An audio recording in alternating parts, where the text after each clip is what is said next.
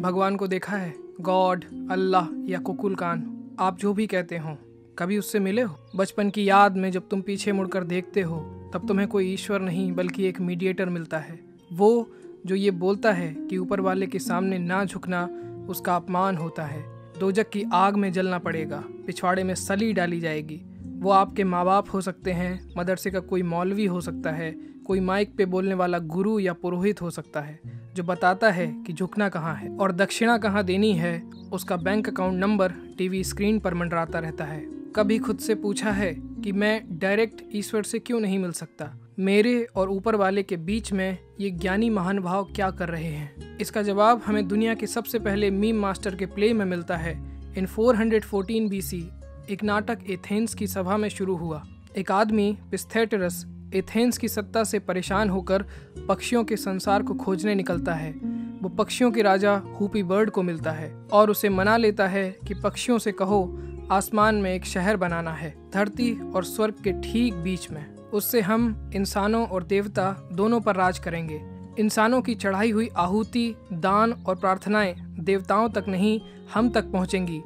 जब कुछ भी ऊपर नहीं पहुंचेगा, फिर हम देवताओं से सौदा करेंगे, बदले में उनसे कुछ भी मांग लेंगे, जैसे ज़्यूस की बेटी का हाथ, और उन्हें वो देना पड़ेगा।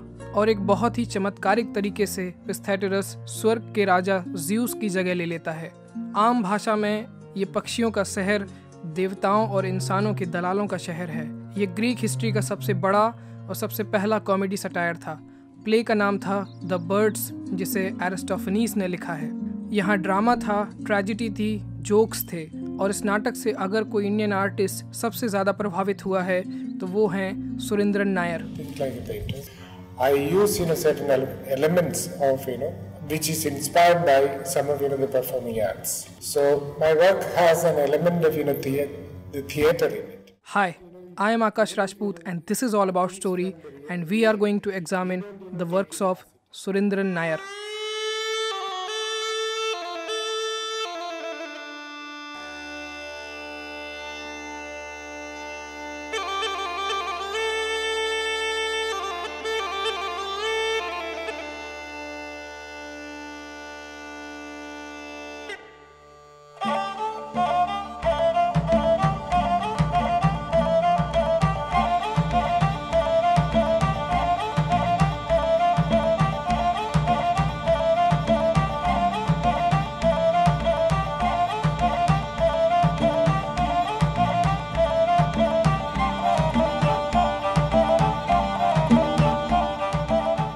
हम और हमारा देश 1980 के बाद से अधर में लटका हुआ है। ना हम ठीक से मॉडर्न हो पा रहे हैं, ना ट्रेडिशनल। पुरानी सत्ता हमें बार बार वहीं ले जाने की कोशिश में है कि मत भूलो अपनी परंपराओं को, इन्हें संजो के रखो। वही नई पीढ़ी लिब्रांड बनने की नाकाम कोशिश में लगी हुई है और वो ये नहीं समझती कि a powerful man can replace any form of order to create his own order. अगर आपको मौका मिले एक पक्षियों का संसार बनाने को, तो क्या आप नहीं बनाओगे? A whole city of birds, आपका अपना यूटोपिया, जिसे जब चाहो तब अपने हिसाब से ढाल लो। पर आप लोगों को धोखा कैसे देंगे? इसका जवाब है मास्क्स। नायर की पेंटिंग्स में थिएटर मास्क कॉमन हैं। फिगर्स आपको बर्ड मास्क पहने मिलेंगे, या उनके चेहरों पर मेकअप होगा या कुछ सजावटीपन होगा। मास्क आपकी एक्चुअल आइडेंटिटी को ढक लेते हैं और एक सधा हुआ एक्सप्रेशन देते हैं। नाट्यशास्त्र के रचयिता भरत मुनि नाटक के किरदार के बारे में लिखते हैं कि एक कैरेक्टर क्या कहता है और उसके कहने का क्या मतलब है, दोनों में अंतर हो सकता है। आसान शब्दों में सार्केज़म, और सार्केज़म किस हद तक जा सकता है ये हमें नायर की एक painting an actor rehearsing the interior monologue of इकारस इसमें देखने को मिलता है। नायर की इस पेंटिंग को ईयर 2000 में बैन कर दिया गया था। इसे नेशनल गैलरी में कभी एग्जिबिट नहीं किया गया।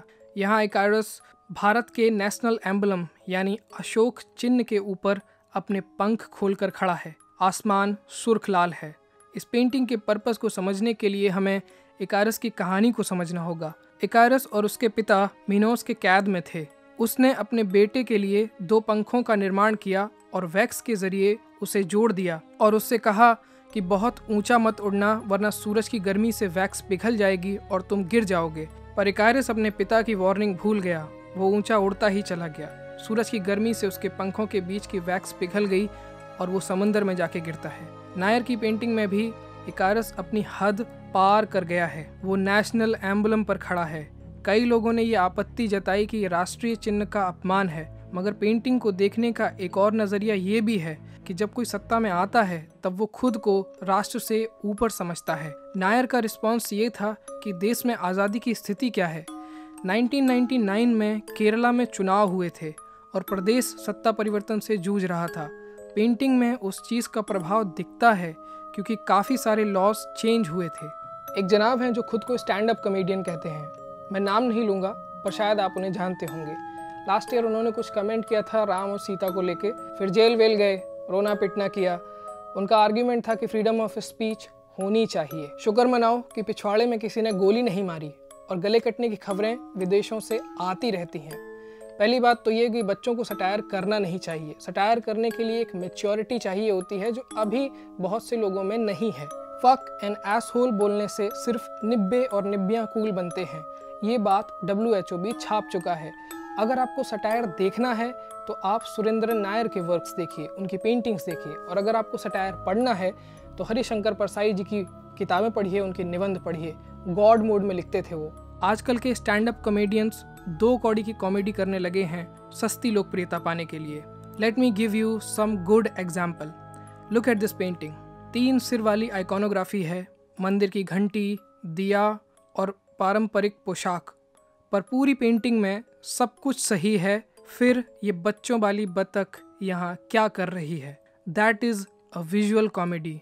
सटायरिकल कॉमेडी के नीचे हमेशा एक सच की परत होती है जिसे एक आर्टिस्ट अक्सर ध्यान में रखता है। जो बात हम वास्तविक जिंदगी में नहीं कह सकते वो हम किरदारों के जरिए कहते हैं। जैसे थिएटर आर्टिस्ट मास्क का इस्तेमाल करते हैं, या एक हीरो या एक विलन एक हिडन आइडेंटिटी लेता है।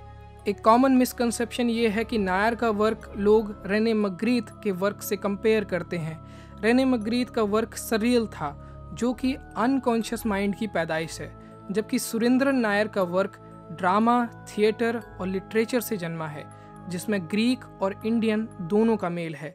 सुरेंद्र नायर ये बात खुलकर बोलते हैं कि मैथोलॉजिकल फिगर्स जैसे देवी देवता बनाने में उनका कोई इंटरेस्ट नहीं है। I don't paint mythological figures. My interest is something else. हालांकि उनकी पेंटिंग्स में मिथ्स का रेफरेंस मिलता है, जैसे बापू गोवर्धन पर्वत की कहानी को एक मॉडर्न डे की कहानी के साथ मेल में लाया गया है, जहां एक पिता अपने परिवार का बोझ अपने ऊपर लेकर चलता है, बिल्कुल वैसे ही जैसे श्री कृष्ण ने पर्वत उठाकर वृंदावन वासियों की जान बचाई थी। या संस्कृति के किसी हिस्से को उठाना, जैसे जल नेति की प्रक्रिया जिसमें नेति पात्र में पानी भरकर नाक को शुद्ध करना। Theatricality is ever present there. His characters are always presented with some sort of myths, satire and socio-political issues. मगर वो कोई भी बात डायरेक्टली नहीं कहते। उसमें थोड़ा ड्रामा, थोड़ा सटायर और थोड़ी कॉमेडी होनी चाहिए। भक्तजन जो हमारा वीडियो देख रहे हैं, इससे पहले कि उनके बच्चे उन्हें वृद्धाश्रम छोड़ आएं, आप सब्सक्राइब कर दें, शेयर भी कर दें और सबको बता दें। जय प्रभु।